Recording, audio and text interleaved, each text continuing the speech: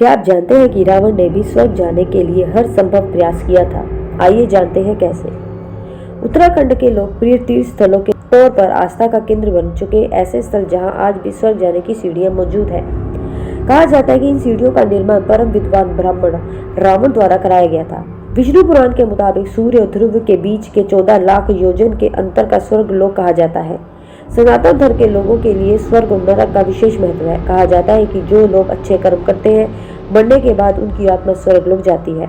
वहीं जिन लोगों ने जिंदगी भर बुरे कर्म किए होते हैं, उनकी आत्मा मरने के बाद नरक लोक जाती है।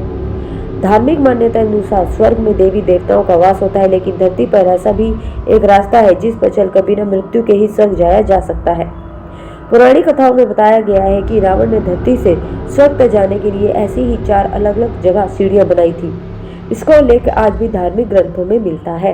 धरती पर मौजूद स्वर्ग की सीढ़ियों से जुड़ी पौराणिक कथाओं के अनुसार भगवान राम जी ने जन्म के समय से ही अपनी मृत्यु को लेकर भयभीत रावण ने अमरत्व प्राप्त करने के लिए घोर तपस्या की थी। असल में रावण भगवान शिव के परम भक्त था। वह नियमित रूप से उनकी पूजा किया करता था।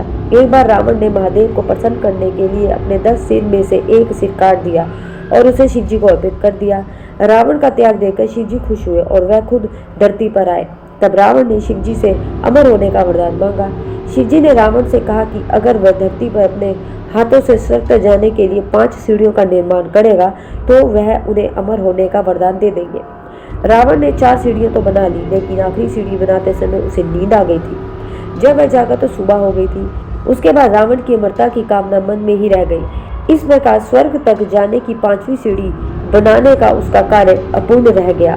इस स्वर्ग की सीढ़ियों का नाता महाभारत काल से भी है। के अनुसार महाभारत के 18 अध्याय में 17वें अध्याय महाप्रार्थनिका पर्व में लिखा है कि कुरुक्षेत्र के युद्ध के बाद 5 पांडवों भाइयों ने अपनी पत्नी द्रौपदी के साथ संन्यास ले लिया और महल और राज्यों को छोड़ तपस्या के लिए निकल पड़े। तपस्या का यह सफर उन्हें हिमाचल के पहाड़ों के बीच ले गया।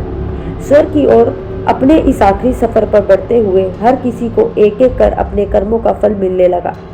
सबसे पहले द्रौपदी की मृत्यु हुई। उसका दोष था बाकियों के मुकाबले अर्जुन से ज्यादा प्रेम करना। सहदेव इस यात्रा को पूरा ना कर सके और मारे गए क्योंकि उन्हें अपने ज्ञान का बहुत घमंड था। इसके बाद नकुल और अर्जुन की मृत्यु हुई, जिसका कारण भी उनका विमान था। फिर भीम की बारी आई और उनका दोष था कि उनका लालच। यह लंबी यात्रा पांडवों को हिमालय की गोद तक ले गई, पर युधिष्ठिर को छोड़कर एक एक करके सबकी मृत्यु हो गई। यह माना जाता है कि एक कुत्ते के भेष में छुपे धर्म के साथ युधिष्ठिर ने स्वर्ग की सीढ़ियां यही चढ़ी थी। महाभारत के इस अंश में यह भी बताया जाता है कि बिना मानवीय शरीर छोड़े यही स्वर्ग रोहिणी का रास्ता है, जहाँ से आप जिंदा स्वर्ग जा सकते हैं। धार्मिक मान्यता के मुताबिक रावण ने स्वर्ग की पहली सीढ़ी हरिद्वार में बनाई थी और जो हर की पौड़ी के नाम से चर्चित है। हिमालय प्रदेश में पौड़ीवाला में स्थित प्राचीन शिव मंदिर को स्वर्ग की दूसरी सीढ़ी माना जाता है। हिमाचल प्रदेश के चुंडेश्वर महादेव मंदिर से भी स्वर्ग की सीढ़ी का रास्ता जाता है। किन्नौर कैलाश पर्वत पर भी स्वर्ग की सीढ़ी है। हवाई के ओहू की कुलाई पर्वत श्रृंखला में बनी सीढ़ियों को भी स्वर्ग की सीढ़ी कहा जाता है। इस सीढ़ियों को स्टेयरवे टू हेवन के नाम से भी जाना जाता है। ये सीढ़ी 2,04,80 फुट ऊंचाई पर है और इनमें 3,09,22 सैकड़े स्टेप है। चीन में भी यह स्वर्ग की सीढ़ियां हैं, जहाँ 999 सीढ़ियां चढ़कर पहुंचा जा सकता है।